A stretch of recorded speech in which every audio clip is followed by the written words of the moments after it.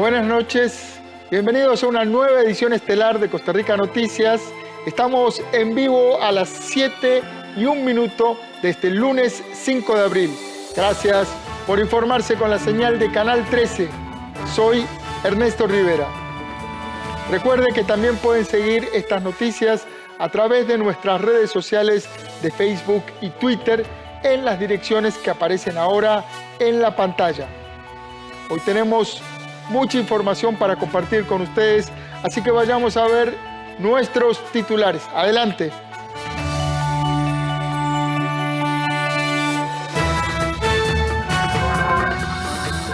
El Ministerio de Salud anunció que el país recibirá esta semana 43.200 dosis de la vacuna de AstraZeneca adquiridas por el mecanismo COVAX.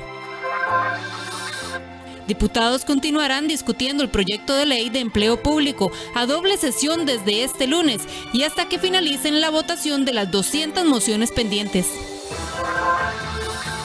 Encargados del puesto de migración en la frontera de Peñas Blancas reportan el ingreso y salida de unas 600 personas este lunes durante la reapertura de las fronteras terrestres. De la bodega al fondo del mar, en Europa algunos productores recurren al mar para hacer madurar sus vinos. El Ministerio de Salud anunció que el país recibirá esta semana 43.200 dosis de la vacuna de AstraZeneca, que fueron adquiridas por el mecanismo COVAX. Además, esta noche llegará el lote número 13 de inmunizaciones de la farmacéutica Pfizer-BioNTech con 115.830 nuevas dosis de la vacuna contra la COVID. Nuestra compañera Melissa Valerio nos amplía ambas informaciones. Hola, ¿qué tal? Y muy buenas noches. Así es, muy buena noticia lo que es la llegada de más vacunas, no solo de Pfizer, sino esta vez a través del mecanismo COVAX. Así lo anunció esta tarde el Ministerio de Salud y veamos para eso la siguiente información que hemos preparado para ustedes. Este lunes se anunció que la Organización Mundial de la Salud informó a Costa Rica del envío de 43.200 dosis de la vacuna contra la COVID-19 adquiridas mediante el mecanismo COVAX. La Organización Mundial de la Salud informó este fin de semana de la llegada del primer lote de vacunas adquiridas mediante el mecanismo COVAX. Se trata de 43.200 dosis de vacuna que llegarán este miércoles 7 de abril por vía aérea en horas de la mañana. Las dosis avaladas por la OMS serán de la empresa AstraZeneca. Es un fármaco que fue autorizado por agencia reguladora estricta y por autoridades del país, luego de análisis de los distintos aspectos de calidad, efectividad y seguridad del fármaco. A través de este sistema, el país negoció 2.037.600 dosis, un 28,6% del total de las adquiridas por el país. Por otro lado, para este lunes también está programada la llegada de nuevas dosis de la vacuna Pfizer. Sin embargo, aún no se confirma por parte de las autoridades la cantidad que enviará la empresa. El último lote que recibió el país fue el 30 de marzo de 73.710 dosis. Del total de vacunas contratadas a esta empresa se suman 4.075.000 vacunas, el 56% de las dosis adquiridas por las autoridades nacionales. Así es, esta noche estaría llegando a nuestro país un nuevo lote de vacunas de Pfizer. Sin embargo, esto no puede ser una forma en que los costarricenses se confíen y se vayan a descuidar de la COVID-19, porque esto ha pasado en otros países y la inmunidad de rebaño no es una realidad de nuestro país. Por lo menos eso es lo que nos dijo el epidemiólogo de la Universidad Nacional, Juan José Romero. Escuchemos. ¿La gente se confía en el asunto de la vacuna? Es probable que sí. Pero para Costa Rica no pareciera ser el caso, porque más bien la queja es que no se está vacunando con la velocidad que se debería vacunar, que yo quiero que me vacunen y no me han llamado, que a mi abuelito no lo han llamado, que a mi mamá no lo han llamado. Entonces más bien hay como una desconfianza en el proceso de vacunación. Entonces no creo que sea que nos estamos confiando porque ya nos estamos aplicando la vacuna. Quizás lo que sucede es que nos hemos confiado porque hubo un descenso de casos. Por su parte, el subdirector del Hospital Nacional de Niños, Carlos Jiménez, también mostró preocupación ante el aumento de casos, no solo en niños, sino en personas adultas, lo que a la postre podría significar un aumento en las hospitalizaciones y una saturación del sistema hospitalario, del cual estuvimos muy cerca que no sucediera en diciembre. Sin embargo, esta podría ser la ocasión si los costarricenses no se continúan cuidando como lo han venido haciendo. El no uso de mascarillas, de distanciamiento social, el ambiente de fiesta, el uso de bebidas etílicas, etcétera, yo creo que es un mal presagio y que ojalá en las próximas 2 semanas no tengamos abarrotadas las unidades de cuidados intensivos, sobre todo de pacientes adultos con los efectos del descuido por no guardar las medidas de prevención contra un virus tremendamente agresivo y camaleónico, como ha hablado el doctor Bosa, ¿verdad? Como es el SARS-CoV-2. A partir de ahora se espera que semana a semana, aparte de la llegada de vacunas de Pfizer, también lleguen por parte del mecanismo COVAX. Además, por aparte, la farmacéutica AstraZeneca también anunció que se estarían ingresando al país unidades de estas dosis contra la COVID-19 a partir del mes de mayo. Esa es toda la información que tengo para ustedes. Vuelvo con ustedes al estudio principal. Muy buenas noches. Buenas noches, muchas gracias, Melissa. El mismo tema, la pandemia continúa en ascenso en distintas partes del mundo. En la región latinoamericana, Brasil superó a Estados Unidos en la cantidad de muertes diarias y registra ya más de 332.000 personas fallecidas. En Colombia se impuso el toque de queda nocturno. En Chile cerraron fronteras y entre nuestros vecinos cercanos, Panamá tiene ya 356.000 casos y más de 6.100 muertos. Además, en Panamá ya se detectó presencia de la variante del virus P1, conocida como brasileña, que aparentemente es más transmisible. Para conversar sobre la evolución de la pandemia y de cómo nos afecta en Costa Rica, tengo esta noche a la doctora Eugenia Corrales, viróloga, investigadora de la Universidad de Costa Rica. Buenas noches, doctora Corrales, bienvenida una vez más a Costa Rica Noticias. Buenas noches, gracias por la invitación nuevamente. Doctora, estamos viendo un repunte o una nueva ola pandémica que afecta a muchos países de Latinoamérica y del mundo. ¿Qué podemos esperar en Costa Rica de esta ola? ¿Es correcto mantener abiertas las fronteras y no pedir un examen de PCR para quienes ingresan? Bueno, estamos viendo en Costa Rica ya un aumento de casos desde hace un par de semanas y como lo decía el doctor Jiménez del Hospital de Niños, pues estamos un poco asustados por el comportamiento que hubo durante la Semana Santa y la falta de apegamiento a las medidas de prevención de la transmisión. Sin embargo, el cierre de fronteras para un país donde ya hay una transmisión comunitaria sostenida, como lo es prácticamente cualquier país del mundo en este momento, excepto escasos ejemplos, como por ejemplo Nueva Zelanda, no tiene un sentido muy importante. Lo que usted menciona de una prueba de PCR o una prueba de antígeno para ingresar al país podría ser una medida muy importante para evitar que se reintroduzcan estas nuevas variantes, por ejemplo la brasileña que todavía no se ha detectado en el país o alguna otra variante que no se haya detectado que sea un poco más contagiosa o más mortal, que en cualquier momento puede pasar.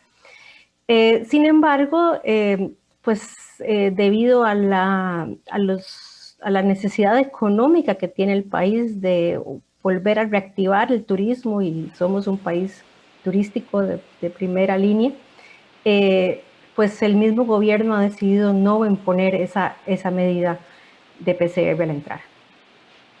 Doctora, el presidente de Argentina, Alberto Fernández, se contagió de COVID pese a tener aplicadas las 2 dosis de la vacuna. Mucha gente se pregunta por qué los vacunados pueden contagiarse y además pueden contagiar a otros. La diferencia con una persona vacunada es que se contagia pero probablemente no se muera. Precisamente eso es lo que usted acaba de mencionar. Estas vacunas, no solo la que se está usando en Argentina, que en el caso del presidente es la Sputnik, la de Rusia, sino que la mayoría de estas vacunas y la mayoría en realidad de las vacunas que existen no evitan que uno se infecte y tenga alguna sintomatología o alguna enfermedad leve. Esta vacuna, la del coronavirus, igual que las vacunas, por ejemplo, que nos ponemos todos los años contra la influenza, son vacunas que previenen la severidad, la hospitalización y la mortalidad. Eso quiere decir que yo me puedo infectar y es algo muy normal y ya los noticieros deberían dejar de decir estas noticias porque no son nada nuevo. Cada vez que una persona se infecta y ya está vacunada. Todavía está interrogante si la persona que está vacunada y le dan los síntomas y tiene, aunque sean síntomas leves de COVID, podrían transmitirlo. Hay alrededor de unos 5 o 7 estudios ya, sobre todo con la vacuna de Pfizer, en que sí se ve una disminución en la cantidad de virus que tiene esa persona que está vacunada. Entonces hay de veras una disminución en la probabilidad de transmisión a una persona no vacunada. Pero no sabemos todavía si se necesita un virus o se necesita 100 virus o 1000 o 1.000.000 para poder infectarse. Entonces, estas vacunaciones se están viendo, sobre todo, como les digo, la de Pfizer, porque es la más estudiada hasta ahora, que sí se están disminuyendo las cantidades de las cadenas de transmisión. Pero eso no quiere decir que el vacunar va a evitar que todavía hayan casos y que todavía haya cierto nivel de transmisión, lo que se cree que va a hacer que el virus se vuelva endémico, o sea, como esos virus que todos los años tenemos una ola de resfriados, de gripes, que en Costa Rica se ve precisamente cuando empiezan la época lluviosa y estamos a las puertas de esa época lluviosa. La pregunta iba un poco porque hay una sensación en las personas que ya están vacunados y en las familias de las personas que se vacunan, de que ya el tema ahí queda terminado. Por eso es la insistencia de volver sobre el tema, porque en realidad no, y hay que mantener barbijo y lamentablemente hay que seguir todos los protocolos. ¿Es así? Precisamente, o sea, hay recomendaciones ya que, por ejemplo, si toda su familia ya está vacunada, pues entonces ya usted en su burbuja o en su grupo familiar ya puede hacer unas reuniones sin barbijo, sin mascarilla, como usted dice, o por ejemplo, si personas ya todas vacunadas pueden tener esas reuniones siempre y cuando, por ejemplo, esa persona no conviva con alguna persona que tiene algún riesgo y que esa persona que tiene el riesgo no ha sido vacunada. Entonces, hasta que lleguemos a esa famosa inmunidad de rebaño o a tener un gran porcentaje de las personas vacunadas, sobre todo aquellas personas que tienen factores de riesgo y que se pueden complicar, todavía es muy prematuro el decir que podemos volver a la ansiada normalidad. Un ejemplo muy claro es Chile, que es uno de los países que ha avanzado más en la vacunación, y cuando uno ve los datos de hospitalizados y de casos y de mortalidad actuales, uno ve cómo hubo un traslado entre las personas mayores de 70 años, que ya están vacunadas, a personas menores de 60, menores de 50 y menores de 40, que son ahora los que están llenando los hospitales. Entonces, eso es, y no están vacunados. Entonces, eso es algo que tenemos que tener muy consciente y muy estudiado aquí en Costa Rica, porque como vemos, como que la gente ya creyó que como llegó la vacunación, ya estamos más cerca de ese final del túnel, pero cada vez que tenemos algún tipo de medida o de acción como la que se vio en Semana Santa, pues ese túnel se va a hacer más largo y esa luz se va a hacer más distante. Así es. Doctora, ya hemos conversado anteriormente sobre la efectividad de la vacuna de AstraZeneca, pero como el miércoles llegan 43.000 dosis de esa vacuna, repasemos. ¿Es seguro y efectivo que las personas se apliquen la vacuna de AstraZeneca? ¿Es más o menos efectiva que la de Pfizer? Y una pregunta que mucha gente se hace, por ética, ¿la caja debería decirnos cuál vacuna nos está aplicando? Bueno, en cuestión de eficacia, sí se ha visto una diferencia, sobre todo en la prevención de la manifestación sintomatológica. O sea, cuando yo comparo la vacuna de Pfizer con la vacuna de AstraZeneca, a la hora de ver cuántas personas se infectaron y tuvieron manifestaciones clínicas parecidas al COVID, o sea, de COVID,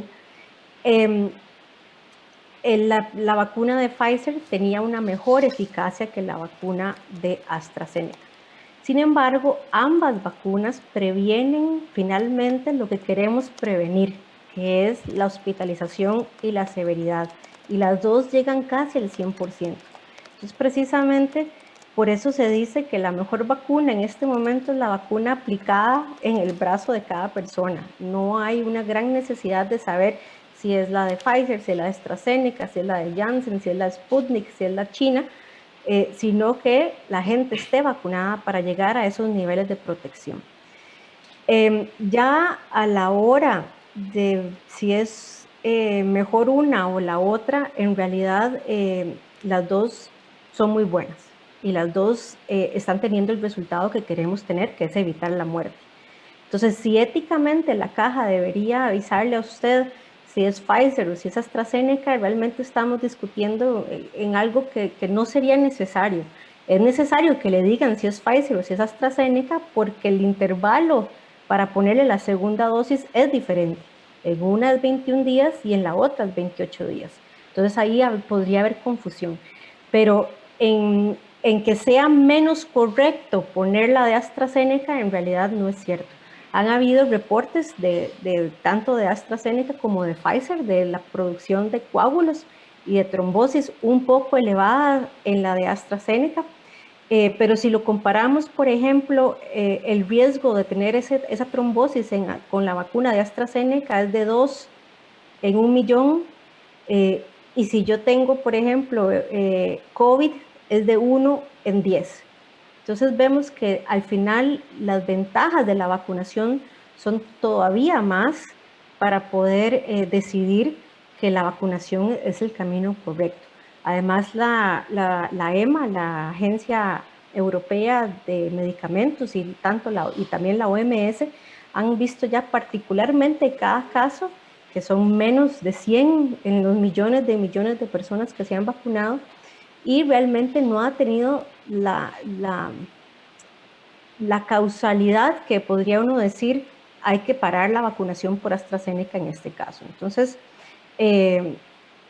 las buenas noticias es que aunque se produzcan estos coágulos, son tratables médicamente. Entonces, si la persona tiene por muy mala suerte el desarrollo de esos trombos, podría con sus síntomas ir a la seguridad social y podría ser tratado y evitar la muerte o evitar una complicación por esa trombosis. Entonces, en realidad, como le digo, sea AstraZeneca, o sea Pfizer, o sea cualquiera que nos llegue por COVAX o alguna más que entre en todo el panorama, la mejor vacuna es la vacuna aplicada.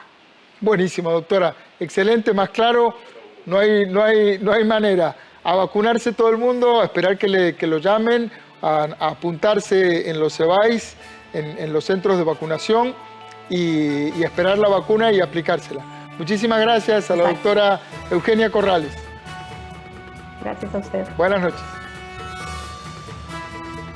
Con una agenda bastante apretada, con doble sesión desde este lunes, los diputados retomaron la discusión del proyecto de empleo público. Los detalles después de nuestro primer corte comercial. Ya venimos.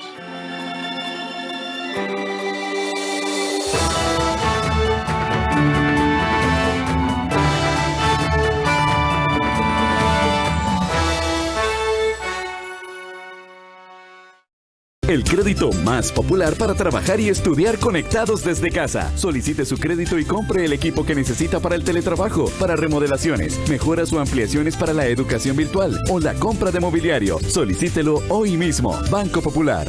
La Tierra posee una prodigiosa y asombrosa diversidad de ecosistemas naturales. Y nuestro trabajo es protegerlos antes que lleguemos a El Límite. Ya 14% de la población mundial está expuesta a olas de calor. NSC presenta 1,5 grados, El Límite.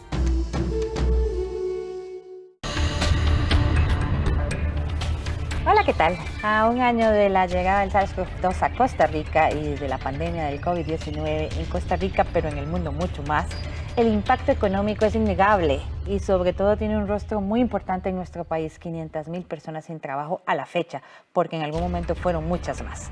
Entonces urge reactivar la economía, tomar esas medidas que necesitamos para sacar adelante al país en beneficio de todas y todos los ciudadanos de la República de Costa Rica. De eso vamos a hablar esta semana en Una Mirada. Acompáñanos. Ritsu es el mayor de 3 hermanos. Cancerígeno. Cuando su madre es hospitalizada debido a una enfermedad, él debe hacerse cargo de ellos. Encárguense de este desorden y yo les haré algo de cenar.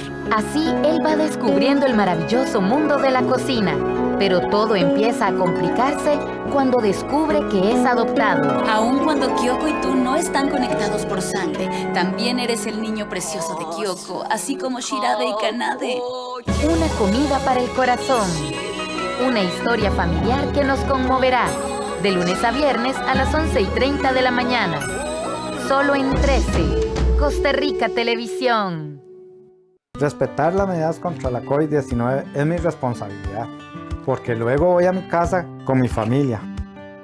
Yo tuve COVID, estuve internado 15 días, vi personas morir de lo que yo tenía, y eso no lo quiero para mi familia, ni para mis compañeros. Por eso uso mascarilla, mantengo la distancia, y me lavo las manos constantemente, y así los protejo a ellos.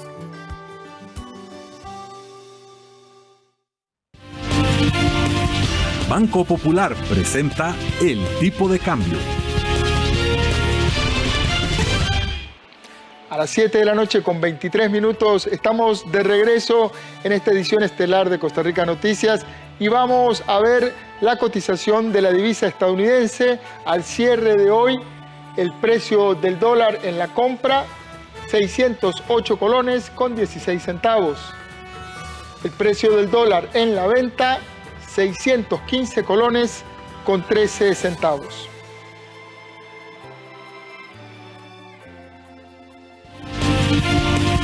Banco Popular presentó El Tipo de Cambio. Los diputados continuarán discutiendo el proyecto de ley de empleo público a doble sesión a partir de hoy lunes y hasta que finalicen la votación de las 200 mociones que están pendientes. Nuestra compañera Melanie Corrales nos informa sobre este y otros temas del Congreso.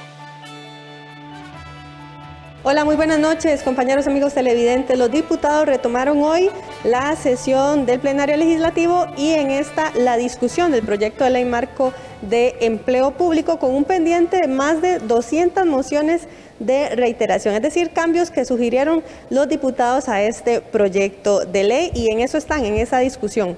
Precisamente hoy también pudimos conversar con la ministra de Planificación, Pilar Garrido, quien visitó la Asamblea Legislativa durante la mañana junto con la ministra de la Presidencia, Yanina Dinarte, para conversar con el diputado Víctor Morales del PAC, quien fue el que integró esta comisión que analizó todo el tema de empleo público. Y nos decía la ministra que va a entablar diversas conversaciones y reuniones con las diferentes fracciones legislativas durante toda esta semana. Veamos. El proyecto de ley no se ha debilitado, pero para que no haya ninguna duda de que eso es así, justamente la moción 80 de reiteración queremos aprobarla, el propio presidente lo ha solicitado así, para que no haya ninguna duda de que todas las instituciones públicas están cubiertas y de que el Sistema General de Empleo Público no hace exclusiones de ninguna naturaleza, ni en municipalidades ni en universidades. por eso es importante no solo sostener un acercamiento con los distintos diputados y diputadas para poder trazar la ruta de esta semana, sino también para identificar las oportunidades que nos permitan concretar este proyecto al menor tiempo posible, con el afán, por supuesto, de seguir adelante con el resto de la agenda de la Asamblea Legislativa, que como sabemos ha estado suspendida durante estos días, para poder enfocar los esfuerzos de la Asamblea Legislativa en concretar el proyecto de empleo público. Comentarles también que la comisión que investigó el financiamiento de las campañas políticas del PAC en el 2002, 2006 y 2010 brindó hoy sus 2 informes, uno de mayoría en el que solicitan destituir a Otón Solís del BESIE y también uno de minoría en el que la diputada del PAC, Catalina Montero, recomienda archivar este tema. Veamos. Los diputados de la comisión que investigó el financiamiento de las campañas políticas del Partido Acción Ciudadana presentaron sus conclusiones en 2 informes. En el de mayoría, 6 legisladores recomendaron la destitución de Otón Solís como representante de Costa Rica ante el Banco Centroamericano de Integración Económica.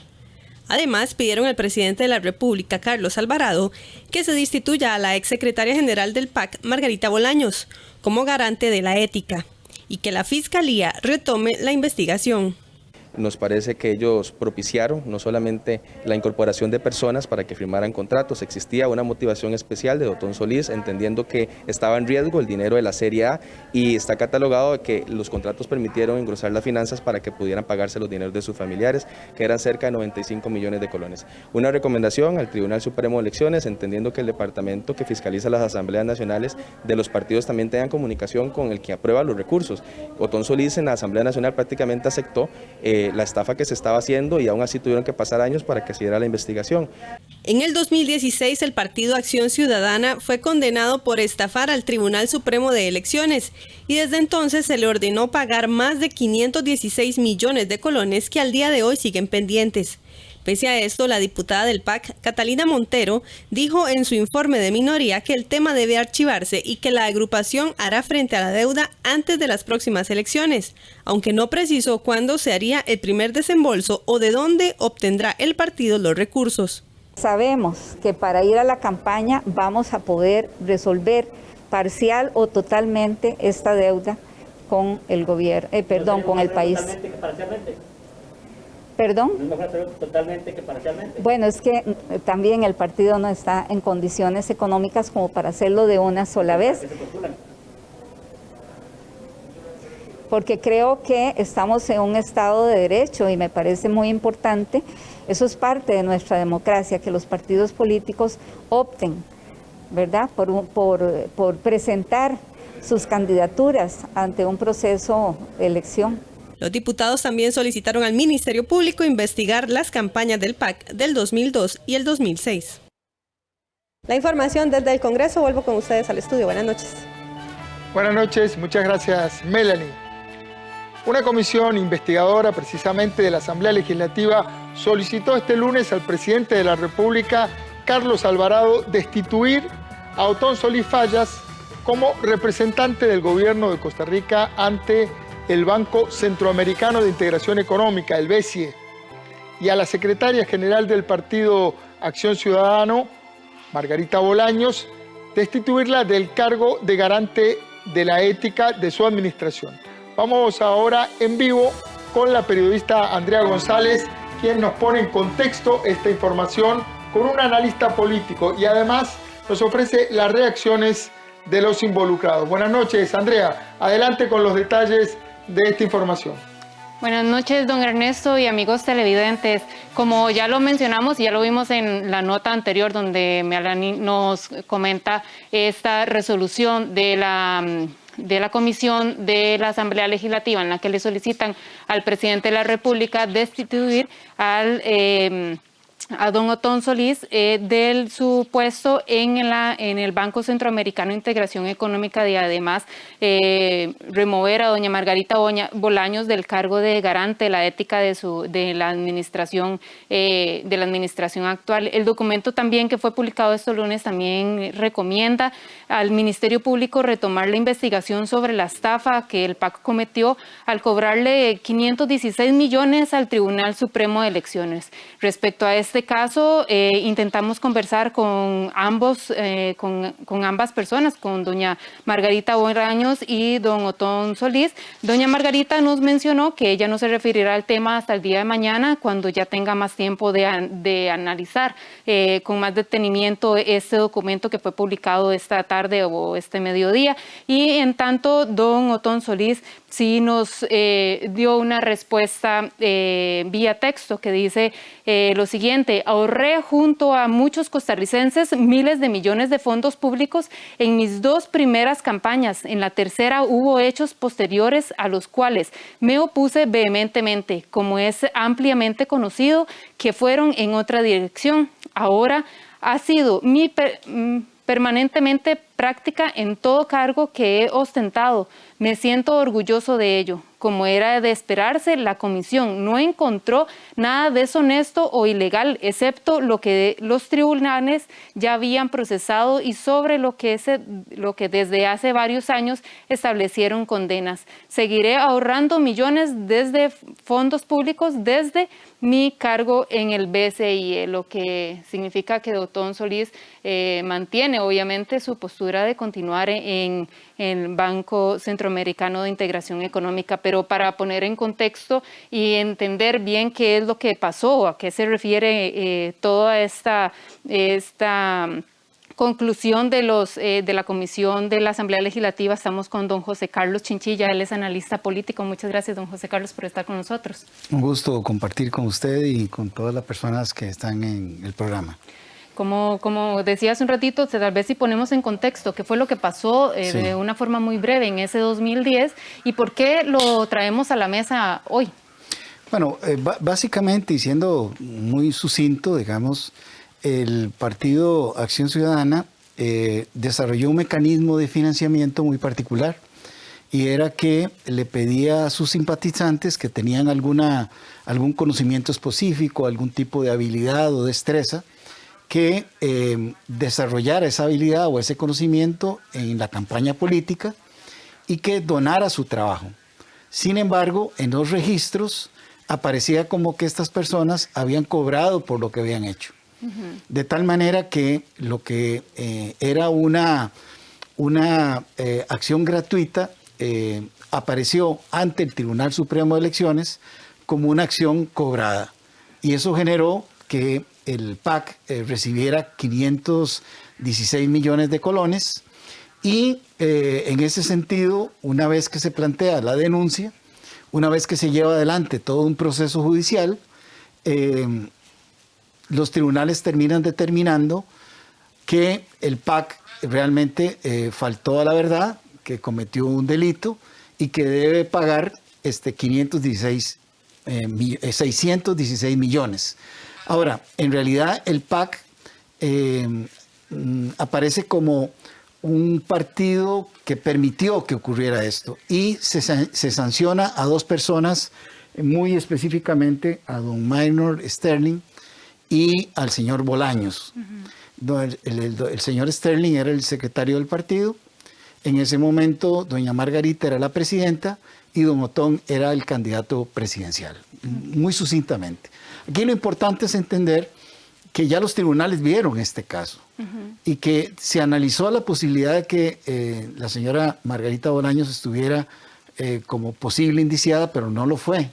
De tal manera que los tribunales no consideraron la posibilidad de que hubiera una estafa o participara en estafa de manera directa.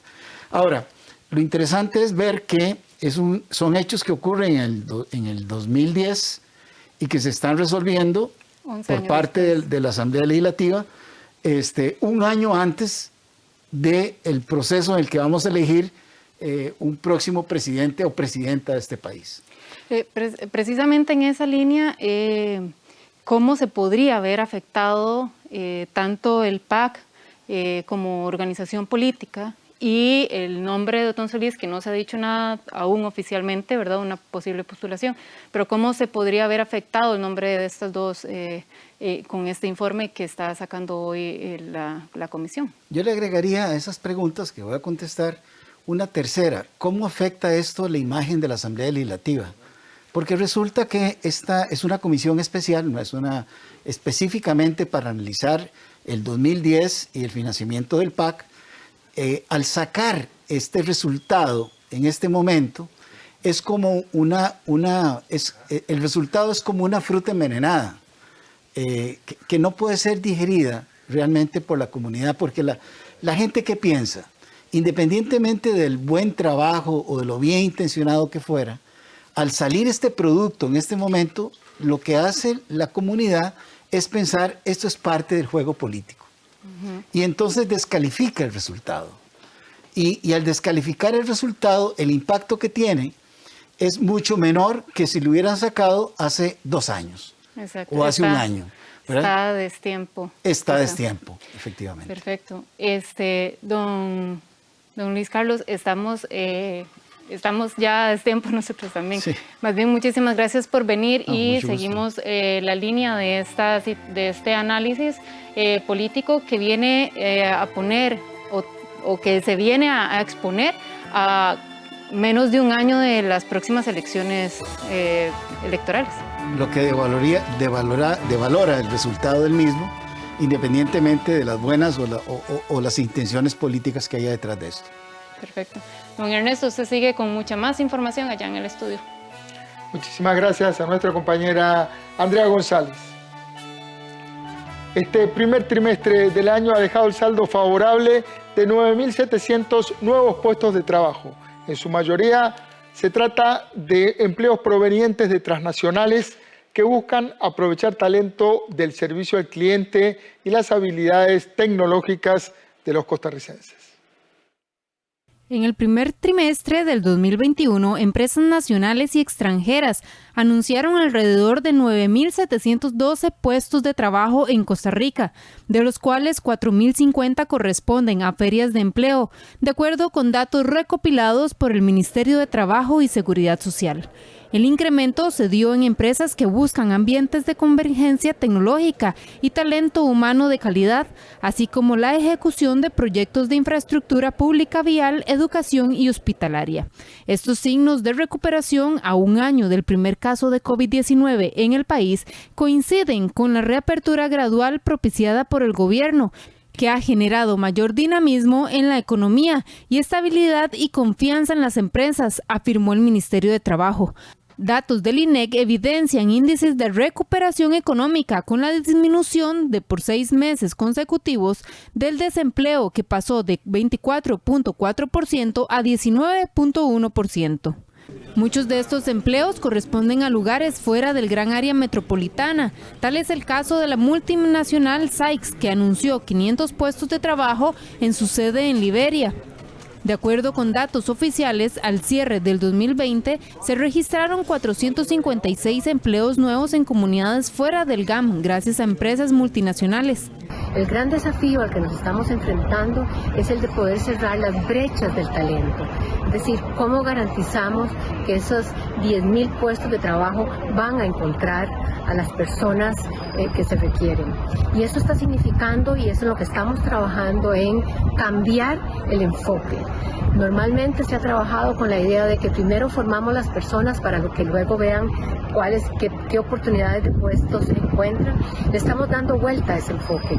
Hoy estamos partiendo de identificar claramente esos puestos de trabajo, esos 10.000 puestos de trabajo, para determinar cuáles son las competencias y la formación que se requieren y a dónde están las personas para desarrollar esas competencias y conectarlas con los puestos de trabajo. La ministra de Trabajo y Seguridad Social, Silvia Lara, recordó que desde el peor momento de la pandemia, en mayo, junio y julio del año anterior, hacia finales del 2020, se habían recuperado cerca de 261.000 puestos. Datos comparativos tomados de las encuestas del INEC muestran que entre el trimestre de mayo, junio y julio y noviembre, diciembre y enero de este año, existe una leve tendencia de mejora en la ocupación de las mujeres, quienes han recuperado 10.000 empleos más que los hombres.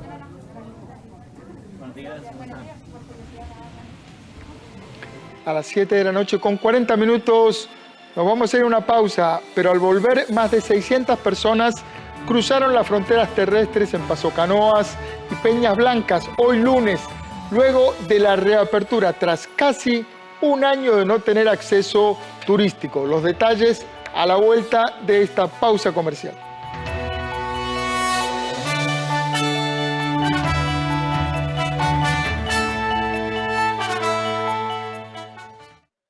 Con la tecnología podemos estar cerca de amigos y familia. Úsala para aprender y mejorar. No compartas imágenes con contenido violento, sexual o de burla que afecte a otra persona. La tecnología es una aliada. Hace un uso seguro y responsable de ella. PANI y Gobierno de la República. El futuro de Cuba es un enigma. En la isla aseguran que el único camino es el socialismo. Pero, a la par, se han abierto las puertas a los negocios privados y los viajes al extranjero. Esto hace a muchos cuestionarse si será posible mantener esta identidad por mucho tiempo o el modelo revolucionario pasará a ser un capítulo en la historia. Mi cámara ya está lista para grabarlo todo. Para entender qué cambios ha habido en Cuba en los últimos años, ¿no? Sí. RT Reporta, los lunes a las 9:30 de la noche, aquí en 13, Costa Rica Televisión. Las vidas de Nina y Damián se cruzan. Hola, Nina. Hola. Ambos se unen por recuperar las fábricas en crisis. Estamos preocupadas. Somos gente humilde, no podemos pasar tanto tiempo sin llevar plata a casa. Y buscarán sostener la dignidad del trabajo a todos los obreros. ¿Usted pretende que nosotros volvamos a trabajar sin cobrar un peso de lo que nos deben? Fábricas Tandil, todos los viernes a las 10 de la noche. Aquí en 13, Costa Rica Televisión. En China, la gente suele llamar a las comidas económicas y especiales de un lugar xiaochi, que literalmente significa comidas pequeñas. En realidad, los xiaochi o platillos tradicionales siempre aparecen en los puestos callejeros o en las tiendas pequeñas de comida. Ahora, Maestro Duan va a hacer un bocadillo típico de Pekín. Vamos a ver. De China a tu cocina, los sábados a las 11:30 de la mañana. En 13, Costa Rica Televisión. Su casa, compra de lote y construcción es ya, con vivienda accesible del BCR. Un crédito que podría financiarle el 100% con el aporte del Bambi, con la tasa más baja de créditos de vivienda del BCR. Accesible para personas o grupos familiares de ingresos medios, con un monto máximo del valor de la solución a financiar y un plazo de hasta 30 años. Por eso la solicitud de su crédito de vivienda accesible es ya. Somos el Banco de Costa Rica.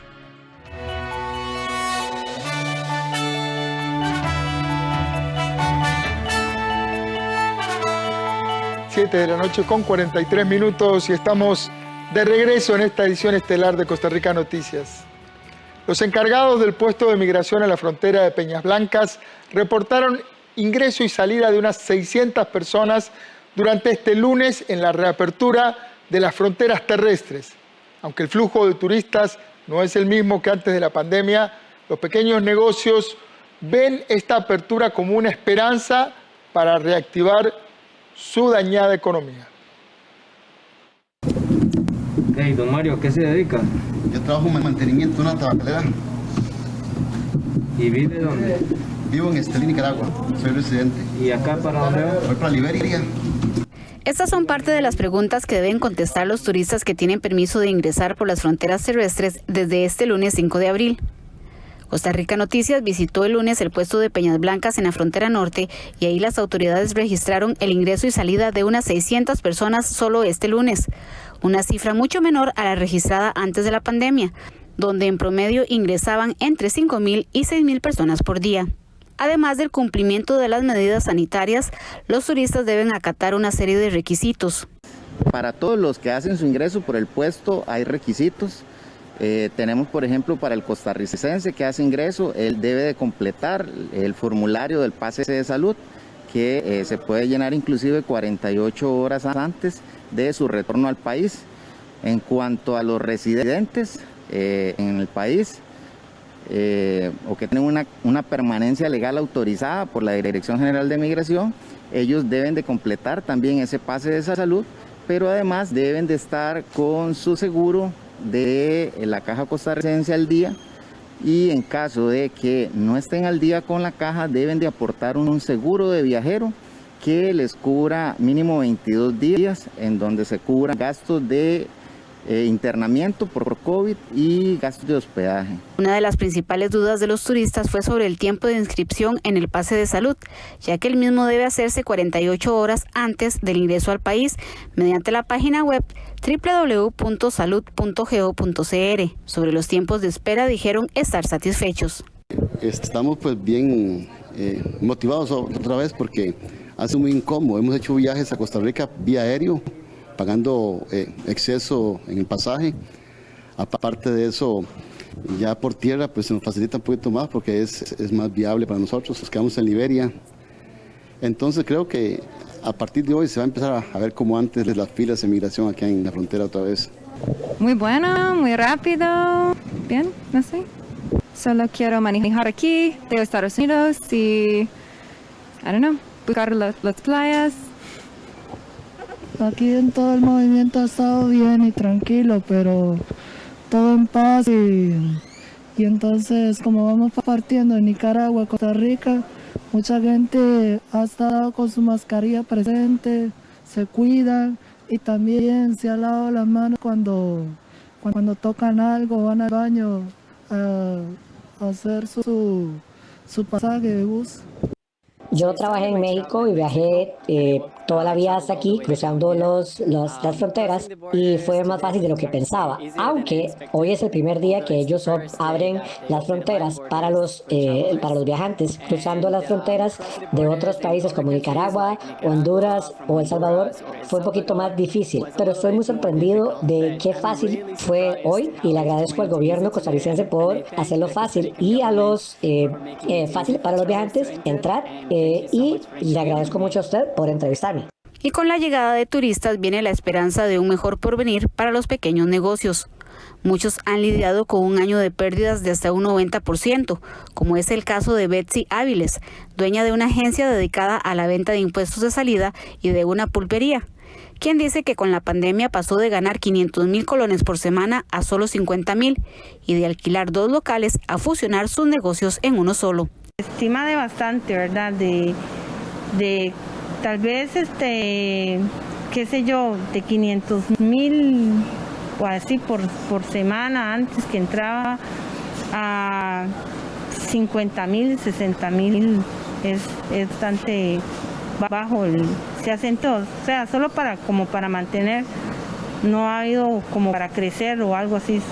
Johnny Ledesma, propietario de una agencia aduanera, tuvo que reinventar su negocio y ahora vende impuestos de salida, y desde este lunes tiene a su cargo esta máquina donde los turistas pueden comprar sus seguros para entrar al país.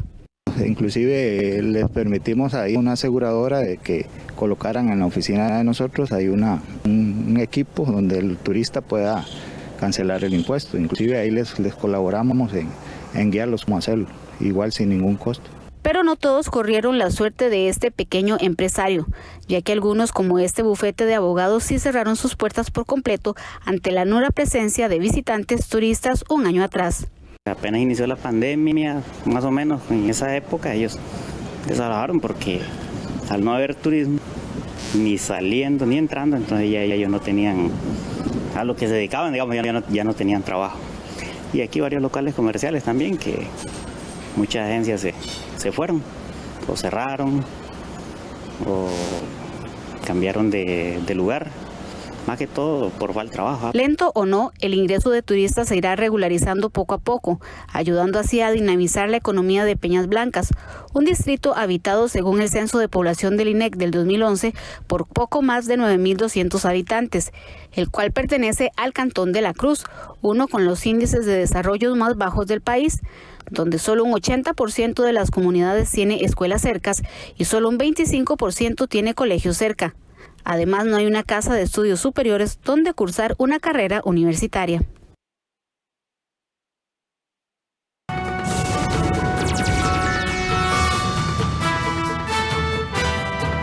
Vamos ahora a los deportes con un adelanto de lo que vamos a tener en unos minutos en Deportivas del 13. Me acompaña aquí en el set nuestro compañero Kenneth Meléndez. Buenas noches, Kenneth. Muy buenas noches, don Ernesto, y buenas noches a todos los televidentes, esperando que tengan un buen inicio de semana. Así es.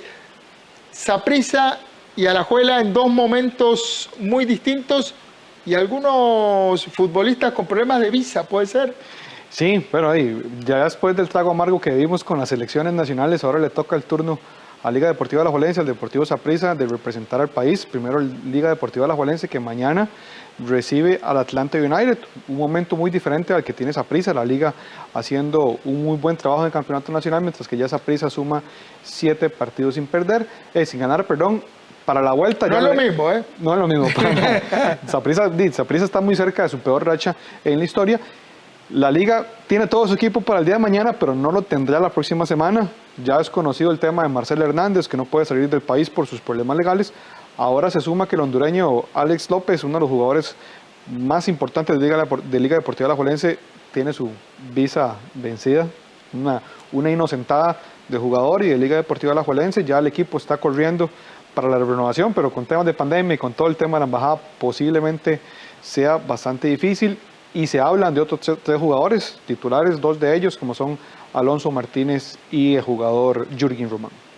Impresionante que jugadores de primera división a estas alturas del campeonato no tengan la visa al día. Inclusive el equipo. Debería, en el momento en que los jugadores llegan al equipo, decirle, bueno, usted tiene que sacar la visa y me la presenta en tanto tiempo. Una falla logística de principiante. Completamente, porque la Liga se enfrenta a una excelente oportunidad, porque el Atlanta United no juega desde diciembre, es un equipo conformado por más de 10 jugadores nuevos, o sea, el equipo no está conjuntado, es un buen momento para que la Liga aproveche y saque la serie, pero ahora va a llegar al partido más importante, diezmado.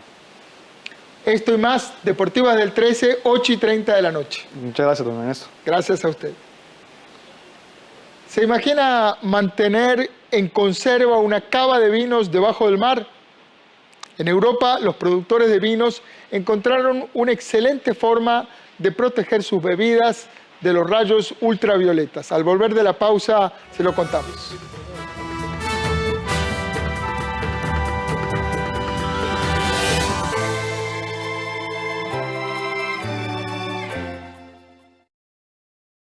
En el próximo capítulo de Fábricas Tandil...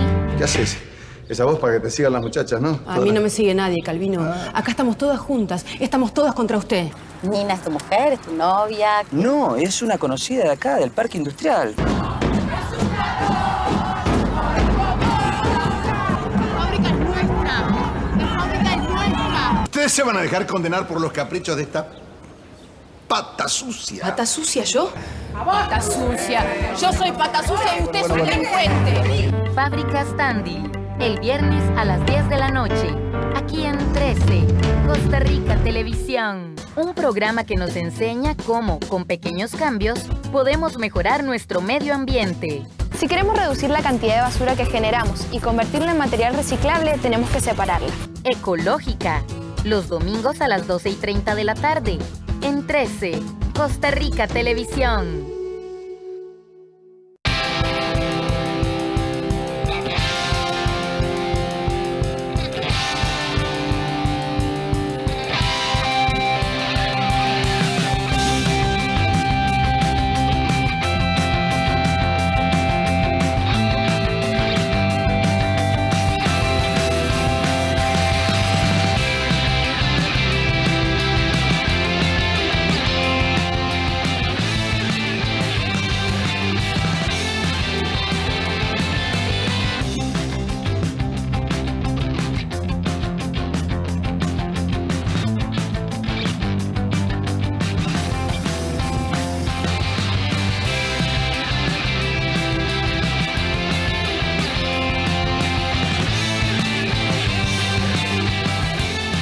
Trabajamos para usted.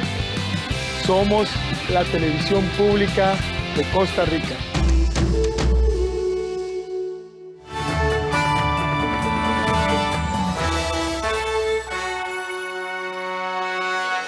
Vamos ahora a las noticias internacionales. De las bodegas al fondo del mar. En Europa, algunos productores recurren al lecho marino para madurar sus vinos, y es que la perfecta crianza requiere de un lugar fresco y oscuro, lejos de los rayos ultravioleta. De la bodega al fondo del mar. En Europa, algunos productores recurren al mar para hacer madurar sus vinos.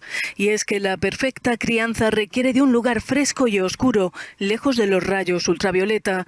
Algunos enólogos descienden el botellero de sus caldos bajo el mar, porque cuanto más fría es la temperatura de conservación, más lento es el proceso de envejecimiento. Los vinos envejecidos bajo el mar evolucionan de manera diferente, más rápido a nivel de los taninos, y el sabor del vino se vuelve más suave porque madura más rápido. Todavía hay mucho que investigar sobre este tema, pero me parece genial para el sector vitivinícola y es curioso probar algo nuevo, explica Mark O'Neill, experto en vinos. Es sabido que los vinos maduran correctamente en las bodegas de los barcos hundidos tras un naufragio. Los enólogos creen que el mar puede incluso dejar una impronta muy apreciable. Las bodegas submarinas se han desarrollado en la última década, pero sus vinos pueden costar entre 3 y 4 veces más. La COVID-19 sigue fuera de control en Brasil y podría acelerarse aún más tras la Semana Santa. Con cerca de 4.000 muertos diarios, Brasil es el segundo país con más casos de coronavirus después de Estados Unidos. La campaña de vacunación avanza lentamente ante la falta de vacunas e insumos para su fabricación. La COVID-19 sigue fuera de control en Brasil y podría acelerarse aún más tras la Semana Santa. Con cerca de 4.000 muertos diarios, Brasil es el segundo país con más casos de coronavirus después de Estados Unidos. La campaña de vacunación avanza lentamente ante la falta de vacunas. Esta enfermera se desplaza por el Amazonas para vacunar a algunos vecinos de Anamá. Estamos poniendo la segunda dosis y cada vez hay más personas inmunizadas. Estamos felices y es muy gratificante hacer nuestro trabajo. Y gratificante también. Marzo ha sido el mes más letal de la pandemia en Brasil, donde se han superado los 66.500 fallecidos. El gigante sudamericano acumula más de 330.000 muertos según datos del Ministerio de Salud. La situación es preocupante, pues no hay una acción coordinada a nivel nacional. Brasil solo ha inmunizado al 9% de su población, que asciende a 212 millones de habitantes. Se espera que el avance de la vacunación dé un respiro a los hospitales. El número de hospitalizaciones roza los 30.000 pacientes en el estado de Sao Paulo. A las 7 de la noche con 58 minutos llegamos al final de esta edición estelar de Costa Rica Noticias. Gracias por informarse con la señal de Canal 13. Apostamos por ofrecerle actualidad y contexto. En unos minutos voy a conversar con la ministra de Planificación, Pilar Garrido. Vamos a hablar sobre la estrategia territorial para la economía inclusiva y la descarbonización que propone este ministerio. Quédese en la señal de Canal 13, que ya volvemos con esta entrevista de fondo.